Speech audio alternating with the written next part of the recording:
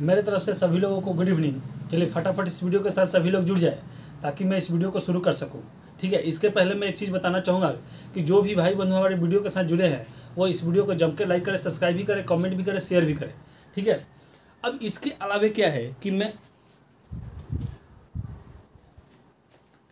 चलिए तो जितने भी भाई बंधु हैं आपके सर्किल में, जो भी हैं दोस्त यार महिम भाई बंधु, उन सभी को इस वीडियो के साथ जोड़ने की कोशिश करें। ठीक है, ताकि देखिए अब क्या है कि गुप्त वंश के कगार से हम लोग आगे की ओर बढ़ रहे हैं। सवाल कैसे कैसे आते हैं मैं आपको बता चुका हूँ। ठीक है, एग्जामिनेशन में किस तरीके से सवाल पूछे जाते हैं ये भी मैं आपको बताते हुए चलता हूँ। ठीक है, आप प्रीवियस ईयर का क्वेश्चन उठा के देखें, आपको सब कुछ उसमें भली भांति मिल जाएगी। ठीक है, तो चलिए आज हम लोग क्या पढ़ेंगे कि आज हम लोग पढ़ेंगे कि गुप्तकालीन प्रशासनिक व्यवस्था, यानी कि गुप्त काल में किस तरीके का प्रशासनिक व्यवस्था था ये देखेंगे हम लोग। ठीक है, हुंड का आक्रमण देख लिए, ये सब चीज देख लिए थे। ठीक है, आगे चल के हम लोग वर्धन वंश या पुष्पभूति वंश को देखेंगे। तो क्या देखेंगे? गुप्तकालीन प्रशासनिक व्यवस्था, गुप्त कालीन प्रशासनिक व्यवस्था। ठीक है, गुप्तकालीन। तो देखिए मैक्सिमम चीज इसमें जो भी है मैं आपको बता चुका हूं। ठीक है, कभी कभी पूछता है आपसे सवाल कि गुप्त काल में भाषा का किस भाषा का प्रयोग किया जाता है, तो आपको उस समय भाषा अगर पूछे भाषा तो आपको क्या था? संस्कृत था। भाषा क्या था? संस्कृत था। ठीक है, संस्कृत था। ठीक है, मैंने आपको पहले भी बता चुका हूं कि इस काल के समय हिंदू धर्म को बहुत ही आगे, यानी कि गुप्त काल का ही देन है कि हिंदू बहुत आगे की ओर बढ़े थे। ठीक है, इसने अपनी राजधानी भी बता दिया था, कौशाम्बी। ठीक है, राजधानी आपको कहाँ?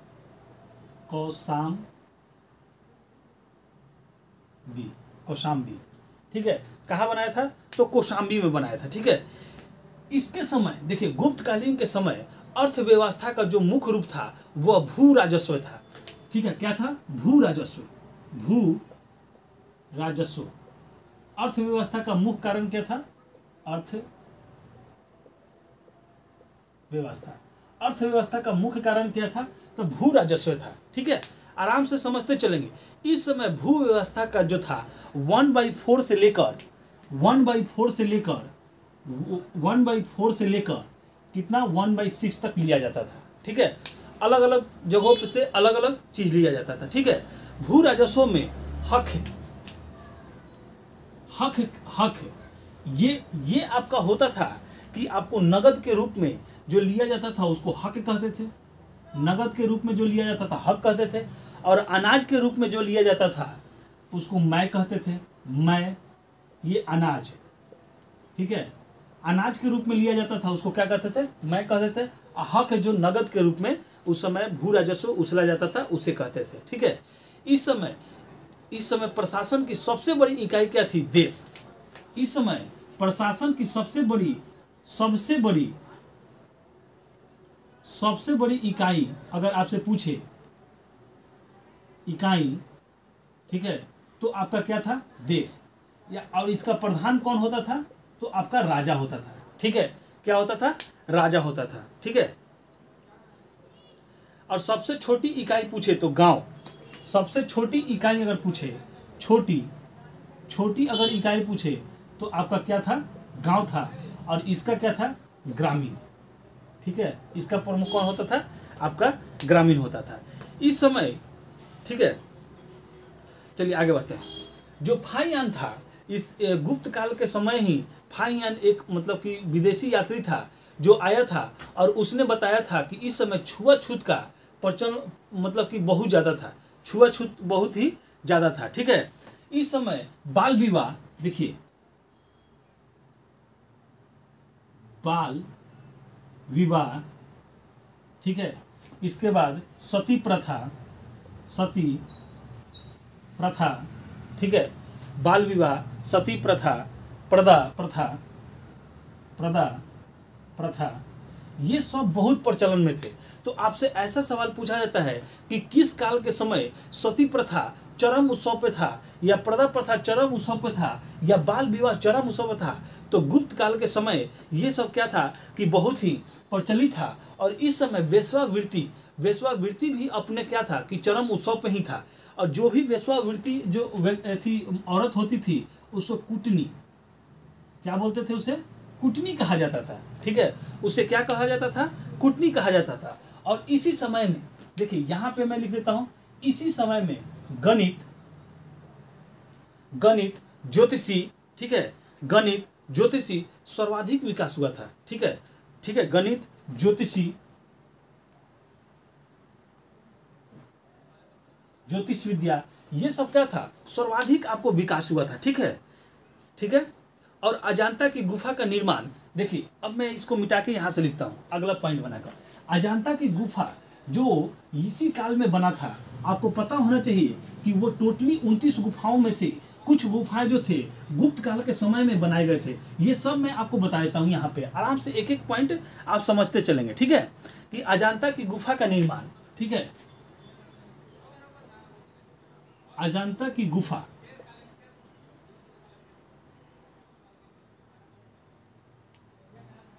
अजांता की गुफा जो था ये किस काल में बना था, तो गुप्त काल में बना था। ठीक है, महाराष्ट्र में इसकी संख्या, महाराष्ट्र में अगर इसकी संख्या आपसे पूछे, महाराष्ट्र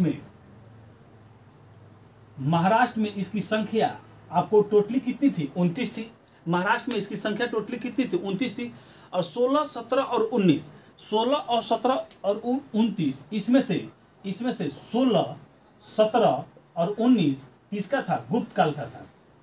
गुप्त काल का, किस काल का, तो गुप्त काल का था। ठीक है, ये किस काल का था, तो आपका गुप्त काल का था। और जो अजांता की गुफा या अजांता की जो गुफा थी वो तीनों थी, बौद्ध, जैन और आपका हिंदू, तीनों के लिए प्रसिद्ध था। ये जो था बौद्ध, जैन और आपका हिंदू, तीनों के लिए प्रसिद्ध था। तो आपसे पूछता है कि तीनों धर्मों के लिए कौन सी ऐसी चीज मतलब कि प्रसिद्ध थी, तो अजांता की गुफा आपके लिए क्या थी, इन तीनों के लिए प्रसिद्ध थी। ठीक है, अब देखिए गुप्तकालीन समय में अफगानिस्तान के बामियान में पहाड़ों को काटकर एक बौद्ध की दुनिया की सबसे बड़ी मूर्ति बनाई गई थी। लेकिन उसे क्या हुआ कि अफगानिस्तान के जो तालिबान थे, उसको आतंकवादी जो थे उसको बम से क्या कर दिए, उड़ा दिए। ठीक है, इस तरीके से आप लोगों ने मतलब कि गुप्तकालीन प्रशासनिक व्यवस्था देख लिया। अब हम लोग पुष्पभूति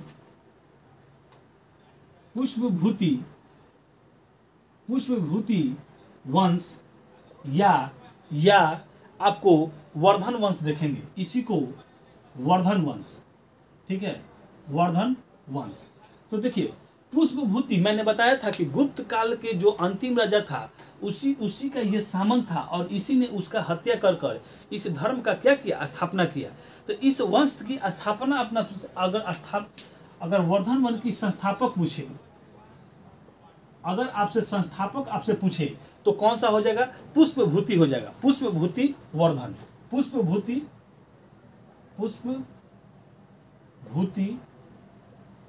वर्धन। ठीक है, पुष्पभूति वर्धन आपका इसका संस्थापक था। इसने अपनी राजधानी हरियाणा के थानेश्वर में बनाया। अगर आपसे राजधानी पूछे, राजधानी तो हरियाणा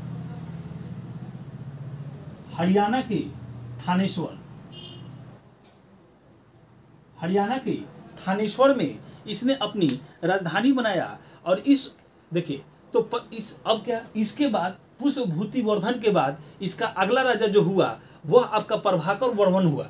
ठीक है, प्रभाकर वर्धन हुआ। ठीक है, तो प्रभाकर वर्मन के 3 संतान थे। प्रभाकर वर्मन के कौन से संतान थे, 3 संतान थे। यानी कि अगला राजा प्रभाकर कौन हुआ, प्रभाकर। और इसी प्रभाकर के 3 पुत्र हुए। कितने पुत्र जो थे, 3 थे। ठीक है, पहला पुत्र जो था हर्षवर्धन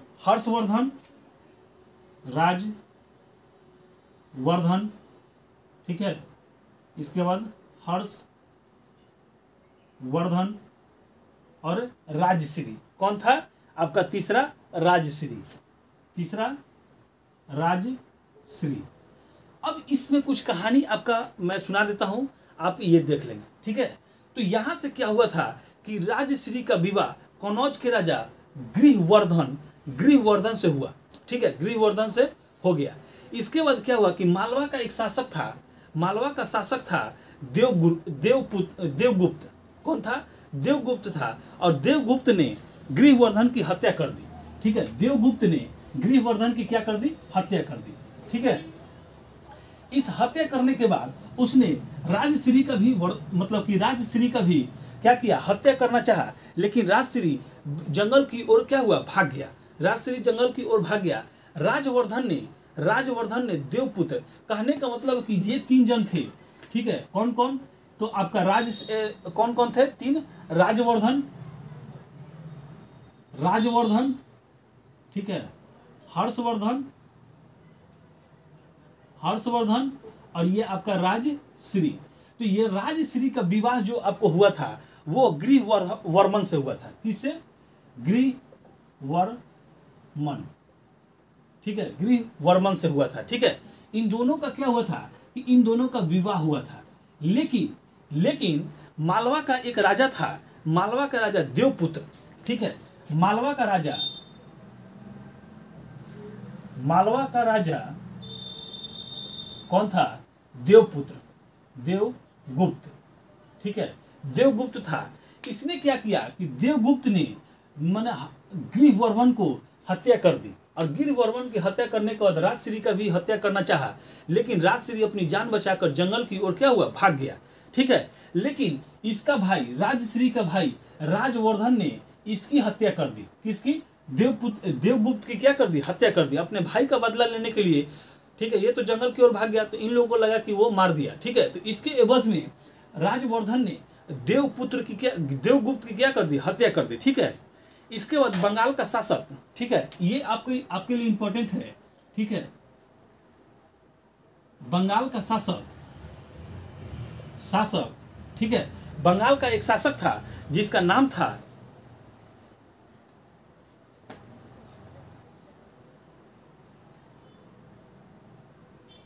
शशांक। बंगाल का शासक शशांक, ठीक है।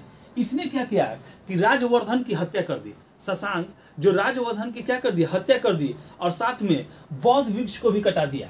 तो आपसे ये सवाल पूछता है कि बौद्ध वृक्ष को कटवाने वाला कौन था? तो ये आपका बौद्ध वृक्ष को कटवाने वाला एकमात्र राजा शशांक था। और उस समय जब ये बौद्ध वृक्ष थी तो अपने पीढ़ी की कौन सी थी? चौथी पीढ़ी की थी। ये बौद्ध वृक्ष कौन थी? चौथी पीढ़ी की थी, ठीक है। चौथी पीढ़ी की आपकी ये क्या थी? वृक्ष थी, ठीक है। इसके बाद क्या हुआ कि ये शशांक ने राजवर्धन की हत्या कर दी, ठीक है। अब कौन बचा? हर्षवर्धन। तो हर्षवर्धन ने शशांक की मृत्यु कर दी, ठीक है। शशांक की हत्या कर दी, ठीक है। क्या कर दिया? शशांक की हत्या कर दी, ठीक है। और अब इसके बाद क्या हुआ कि अब हर्षवर्धन के पास ही सारा राज का चला है। अब हर्षवर्धन के पास दो चुनौती आ गई। पहला, वह राजश्री को खोजने के लिए कि राजश्री को खोजे, और दूसरा चुनौती उसके पास साम्राज्य को संभालने का चुनौती आ गया, ठीक है। तो हर्षवर्धन ने दिवाकर नामक बौद्ध वृक्ष, ठीक है, ये भी लिख लीजिए, दिवाकर नामक बौद्ध भिक्षु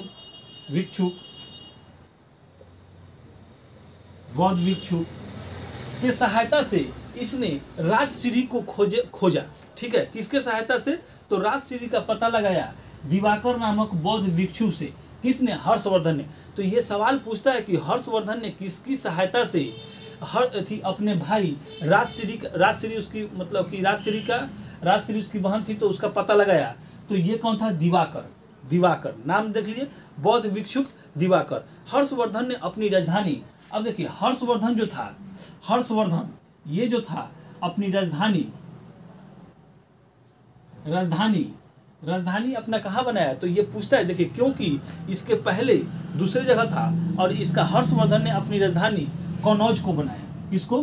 कनौज। किसको बनाया? कनौज को बनाया। ठीक है, अपनी राजधानी किसको बनाया? कनौज को बनाया। लेकिन हर्षवर्धन जो था अपने गद्दी पे राजा के रूप में धारण नहीं किया, बल्कि राजश्री के संरक्षण के रूप में गद्दी पर बैठा। ठीक है, कि वह राजश्री के संरक्षण में ही बैठा है। एक मिनट,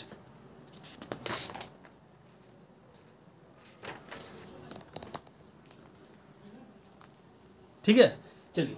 तो ये सब चीज होगा। इसके बाद तक क्या था कि हर्षवर्धन जो था, हर्षवर्धन वो बहुत ही साहित्य प्रिय था। ठीक है, क्या प्रिय था? साहित्यिक प्रिय था। साहित्यिक प्रिय था, जिसकी 3 पुस्तकों की इसने क्या की? रचना की। ठीक है, पहला नागानंद, दूसरा रत्नावली और तीसरा प्रियदर्शिका। पहला नागानंद, दूसरा आपका हो गया कौन सा? रत्नावली और तीसरा प्रियदर्शिका।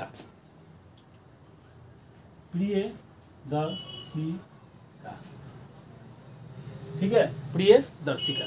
ठीक है, हर्षवर्धन के दरबारी कवि। ठीक है, देखिए आराम से समझिएगा कि वान भट्ट थे। ये पूछता है, ठीक है, ये सवाल आपसे पूछता है कि थी वान भट्ट किसके राजदरबारी थे? तो हर्षवर्धन के राज दरबारी थे। ठीक है, यानी कि राज कवि थे। राज दरबारी क्या थे? कवि थे। इन्होंने 2 पुस्तकों की रचना की। वान भट्ट ने 2 पुस्तकों की रचना की। कंदावनी, पहला कादम्बनी। ठीक है, और आपसे दूसरा अगर आपसे पूछे तो वो हर्षचरित। ठीक है, हर्षचरित। तो ये पुस्तक का नाम आपसे हमेशा पूछता है कि कंदावनी या हर्षचरित किसका है? तो वान भट्ट। और हर्षचरित में किसका मतलब कि किसके चरित्र के बारे में उल्लेखना है? तो ये हर्षवर्धन के बारे में इसमें पूरा कहानी लिखा हुआ है। ठीक है, इसी के कारण हर्षवर्धन को साहित्य में भी रुचि थी।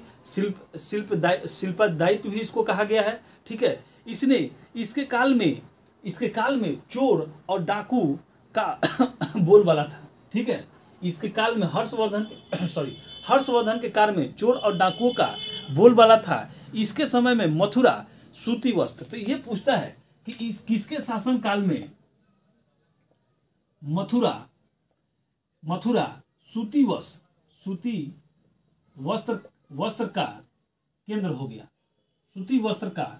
केंद्र हो गया। तो हर्षवर्धन के काल में ही मथुरा में सूती वस्त्र का आपका केंद्र हो गया। इसके समय में चीनी यात्री हेंग सान भारत आया था। ठीक है, हेंग सान कौन? हेंग सान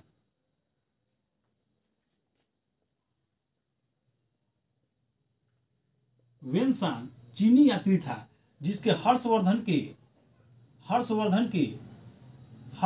के काल में आया था। तो ये भी सवाल आपसे पूछता है कि हेंग सांग किसके काल में आया था? तो हर्षवर्धन के काल में आपका था। ये कहाँ का यात्री था? तो यह एक चीनी यात्री था। ठीक है, 629 ईसा में हर्षवर्धन जो था नालंदा विश्वविद्यालय में कुलपति के तौर पे क्या हुआ? सेलेक्टेड हुआ था, क्योंकि यही एक ऐसा विदेशी यात्री था जो नालंदा विश्वविद्यालय में पढ़ा भी और उसी में क्या हुआ? टीचर भी आपका हो गया। हेंग सान को इसी को यात्रियों का राजकुमार, क्या चीज? हेंग सान को हुई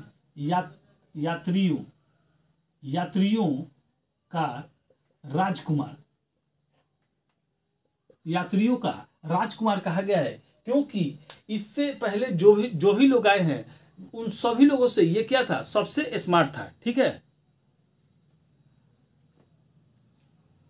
चलिए। इसके बाद नालंदा विश्वविद्यालय के अध्ययन तथा अध्यापक, ये मैंने बता दिया आपको। ठीक है,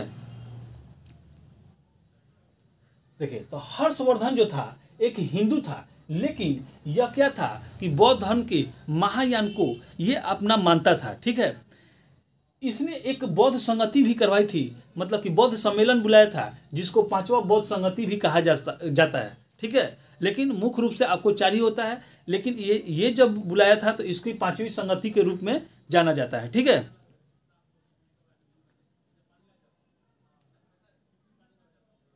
चलिए, तो इसकी जानकारी जो भी देखिए, अब ये जहां तहां कहीं आक्रमण किया था, जैसे जम्मू कश्मीर पे आक्रमण किया था, पूरे भारत को जीत कर जम्मू कश्मीर को नहीं, तो ये आपका इसकी जानकारी कर्नाटक में स्थित ऐहोर अभिलेख से मिलती है। किस अभिलेख से? ऐहोर अभिलेख से मिलती है। ठीक है, और 647 ईस्वी में 647 ई में क्या हो जाती है? मृत्यु हो जाती है। ठीक है, 647 इसमें इसकी मृत्यु हो जाती है, और इसका संतान कोई नहीं रहने के चलते, क्योंकि ये शादी, हर्षवर्धन जो था ये शादी ही नहीं किया था, जिसके चलते इसके मृत्यु हो जाने के बाद कोई भी संतान नहीं था, और ये जो वंश था ये यहीं पे क्या हुआ? समाप्त हो गया। ठीक है, ये समाप्त हो गया। तो अब इसके आगे हम लोग क्या करेंगे कि दक्षिण भारत पढ़ेंगे। क्या करेंगे? दक्षिण भारत। अगला टॉपिक आपका क्या होगा?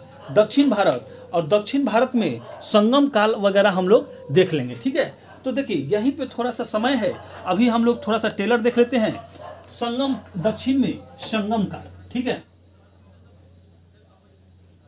आराम से चलिए, दक्षिण भारत अब हम लोग थोड़ा सा देख लेते हैं। इधर से आपका कहानी खत्म हो गया। तो दक्षिण भारत, ठीक है, दक्षिण भारत। ठीक है, दक्षिण भारत में पहला था संगम काल। ठीक है, क्या था? संगम काल। ठीक है, संगम काल 100 से लेके 250 ई तक चला था, यानी कि ठीक है 250 ईसा तक चला था। ठीक है, ये दक्षिण में था। इसके संगम काल इसलिए कहा गया कि इस काल में 3 संगतियां हुई थी, 3 संगम हुए थे। ठीक है, इसी के चलते मतलब दक्षिण भारत में 3 संगम हुए थे, जिसके चलते इसे संगम काल कहा गया है। ठीक है, इसे क्या कहा गया? संगम काल कहा गया है। ठीक है, तो प्रथम संगम आप देखेंगे दक्षिण भारत में, तो ये आपका प्रथम संगम। ठीक है, प्रथम संगम में आप देखेंगे कि यह दक्षिण के मदुरा, कहां हुआ था? तो दक्षिण के मदुरा। ठीक है, दक्षिण के मदुरा में आपका ये हुआ था। इसकी अध्यक्षता, ठीक है, इसकी अध्यक्षता जो थी कौन सा? अगस्त ऋषि।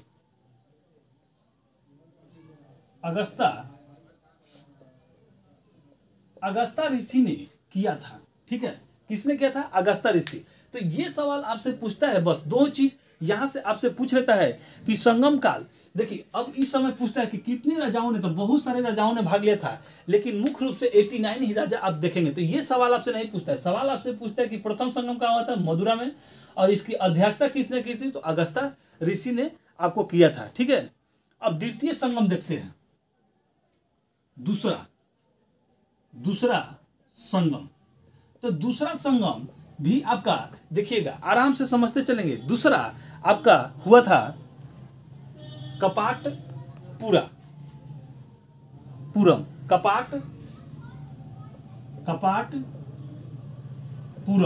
कपाटपुरम में हुआ था। और इसकी प्रारंभ में देखिए, प्रारंभ में अगस्त ऋषि ने ही, प्रारंभ में अगर अध्यक्षता पूछे तो अगस्त ऋषि ने किया था, लेकिन अगर इसका अध्यक्षता, किंतु आगे चलकर इसकी अध्यक्षता जो थी, एक सेकेंड, तोलकापियर ने किया था। तोलकापियर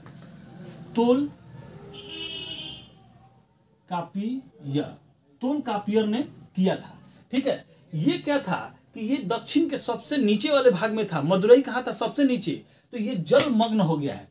ठीक है, जलमग्न माने कि जल में डूब गया। इसका साक्ष्य अब प्रेजेंट में नहीं है, लेकिन दूसरी संगम जो कपालपुरम में हुआ है, इसकी अध्यक्षता तोलकापियर ने किया था। तो इसकी साक्ष्य मिलता है, और यही एक ऐसा प्रमाण आपको मिलता है।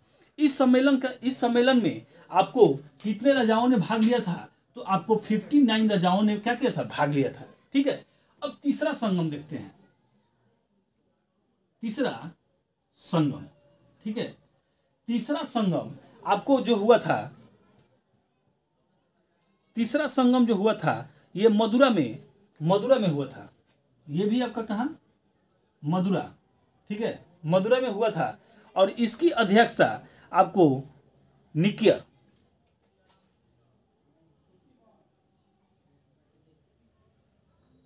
ने किया था। और इसमें 49 राजाओं ने क्या किया था, भाग लिया था, ठीक है, 49 राजाओं ने क्या भाग लिया था। तो हम लोग ने दक्षिण भारत में संगम काल को भी देख लिया, प्रथम द्वितीय और तृतीय संगम भी देख लिया, ठीक है। तो आगे अब हम लोग क्या करेंगे कि इसके आगे जो भी होगी वो अगले वीडियो में देख लेंगे, ठीक है। चेर वंश, चंदेर वंश, ये सब हम लोग आराम से इसको समझ के इस चीज़ को खत्म करके चलेंगे, ठीक है। तो हमारे वीडियो के साथ जो भी भाई बंधु जुड़े हैं उनको बहुत बहुत धन्यवाद। और इस वीडियो को थोड़ा ज़्यादा से लाइक करें, शेयर भी करें, कमेंट भी करें, ठीक है। और इस वीडियो के साथ सभी लोगों को जोड़ने की कोशिश भी करें, ठीक है। चलिए।